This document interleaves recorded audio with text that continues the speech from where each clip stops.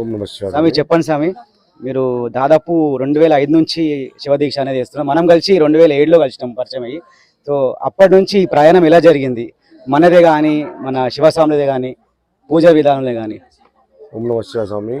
మేము స్టార్ట్ చేసినప్పుడు శివస్వాములు అంటే కూడా ఇదేం మాల, మేము దీక్ష తీసుకుని వస్తే కూడా ఇదేం దీక్ష స్వామి అని అడిగిన రోజులు కూడా ఉన్నాయి స్వామి. ఇదేం దీక్ష చేస్తారు, ఈ బట్టలు ఏంటి, ఇదేం స్వామి అని దీక్ష గురించి కూడా అడిగారు. ఆ ఇద్దరు ముగ్గురు స్వాములు కనబడుతుండే అప్పట్లో. అలాంటిది వందలు వందలు వందలు ఎక్కడ చూసినా శివస్వాములు అంటే తెలియకుండా ప్రతి ఒక్కరికి శివ దీక్ష అంటే కూడా అందరికి తెలిసే విధంగా తెలియడం జరిగింది.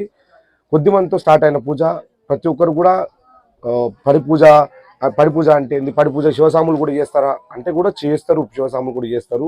12 మెట్లు పెట్టి ఆ పరమేశ్వరుని 12 మెట్ల మీద ఎక్కిస్తారని చెప్పేసి 12 స్తంభాల పందిట్లో ఉయ్యాల పడుకున్న సాంబయ్య లెగరా, నువ్వు లెగరా సాంబయ్య లెగరా, సాంబయ్య లెగరా, మాయ లెగరా అంటూ ఆ పరమేశ్వరుని ఆ 12 మెట్ల మీద ఎక్కించి పరిపూజ చేయడం కూడా జరుగుతుంది స్వామి. ఇది కొద్ది మందితో స్టార్ట్ అయ్యి ఇంతలుగా పెరిగి ప్రతి ఒక్క సన్నిధానంలో కూడా ప్రతి ఒక్కరు కూడా ఘనంగా శివ పూజలు, శివ పడిపూజలు ఘనంగా నిర్వహించడం జరుగుతుంది. అంటే ఎక్కడ ఏ చిన్న పూజ అయినా కూడా పడి పూజ, మన ఇంట్లో సన్నిధానంలో పూజ కానీ పడి పూజ కానీ ఎక్కడైనా సరే కానీ మీ పాట వింటే అందరూ పరవశించిపోతారు. ఇటు భక్తులే కానీ శివస్వాములే కానీ అక్కడ పూజకు వచ్చిన ఎవరైనా కానీ. సో మీరు పాటలు ఇంత బాగా పాడుతారు కదా స్వామి, అది మీకు ఎట్లా వచ్చింది? ఆ వరం శివ ఇచ్చిండా లేకపోతే మీరు చిన్నప్పటి నుంచి ఉందా మీకు ఇది? చిన్నప్పటి నుంచి ఏం లేదు స్వామి, శివ ఇచ్చిన వరమే గొప్ప వరం అని చెప్పుకోవచ్చు. అదొకటి నా దగ్గర ప్లేసు. అది ఒక చిన్నగా స్టార్ట్ అయ్యి చిన్న భజనల్లో స్టార్ట్ అయ్యి ఇక్కడ భజనలు జరుగుతుంటే ఏదో ఇంట్రెస్ట్గా చూసి ఇది చూసి అది చూసి ఇక్కడ పడి పూజలు పాల్గొని ఇది పాల్గొని చిన్నగా అలవాటు చేసుకుని శివుడు ఇచ్చిన వరంగానే గొప్ప వరంగా ఫీల్ అవుతున్నాను స్వామి. అది ఇప్పుడు అందరి దృష్టిలో అయిపోయింది. పాడుసాం అంటే కూడా పెద్ద పాటలు పాడతాడు అని చెప్పి అందరూ. ఇక్కడే కాదు ఎక్కడైనా కూడా సూరారంలో కూడా దాదాపు శివస్వాములు 500 మంది 1000 మంది స్వాములు వస్తారు.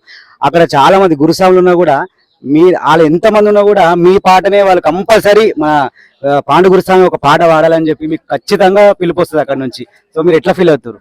చాలా గర్వంగా ఫీల్ అవుతున్నాను స్వామి. అందరూ శివ పూజ చేస్తుంటే ఆనందంగా అనిపిస్తుంటది. శివ పూజ జరుగుతుంటే ఆనందంగా కనిపిస్తుంది.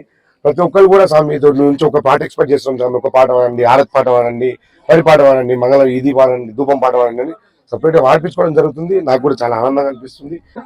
అంటే ఇక్కడ మీరు పాదయాత్ర పోతున్నారా లేదంటే నార్మల్గా వెళ్తారు? పాదయాత్ర వెళ్ళి రసం మరి సాములు ఎప్పుడైనా? పాదయాత్ర ఇంతకుముందు పోయారు స్వామి. ఇప్పుడు కూడా కొంతమంది సాములు పోతున్నారు. మొన్న కొంతమంది సాములు కూడా పోయొచ్చు. రీసెంట్ గా కొంతమంది సాములు కూడా పోయొచ్చారు. ఇంకా కొంతమంది పోయే వాళ్ళు ఉన్నారు. ఈ సన్నిధానాలకి కూడా కొంతమంది పాదయాత్ర చేసే వాళ్ళు ఉన్నారు. కొంతమంది డ్యూటీలను అనుకూలంగా చూసుకొని వాళ్ళ జాబ్లు అవి అన్ని చూసుకొని కొంతమంది వెహికల్స్ ద్వారా పోతారు, కొంతమంది పాదయాత్ర పోతారు. లేकिन శివరాత్రికి దీక్ష విరమణ చేస్తారు స్వామి. జ్యోతిర్మూర్తి సమర్పించి దీక్ష విరమణ చేసుకుంటారు. ఇప్పుడు పూజలు ఎక్కడెక్కడ ఉన్నాయి స్వామి? ఇప్పుడు మన మల్కాజ్గిరిలో కానీ వేరే లొకేషన్ లో అయితే ఇప్పుడు పూజలు అంటే చాలా పూజలు ఉన్నాయి స్వామి. ఇప్పుడు రేపు ఒకటి పూజ తార్నకల్లో ఉంది. డైలీ కంటిన్యూగా పూజలు ఉన్నాయి. 18వ తారీఖు రాకేష్ గురుస్వామి ఉన్నది హనుమాన్పేటలో. చాలా పూజలు ఉన్నాయి. చిల్కలు కూడా అక్కడ ఇక్కడ చాలా ఉన్నాయి స్వామి. పూజలు ఉన్నాయి. ఈ పూజకి అన్నిటికీ అటెండ్ కాలేకపోతున్నాము. ఇక ఓం నమః శివాయ. చాలా ధన్యవాదాలు స్వామి. ఓం నమః శివాయ. ఓం నమః శివాయ.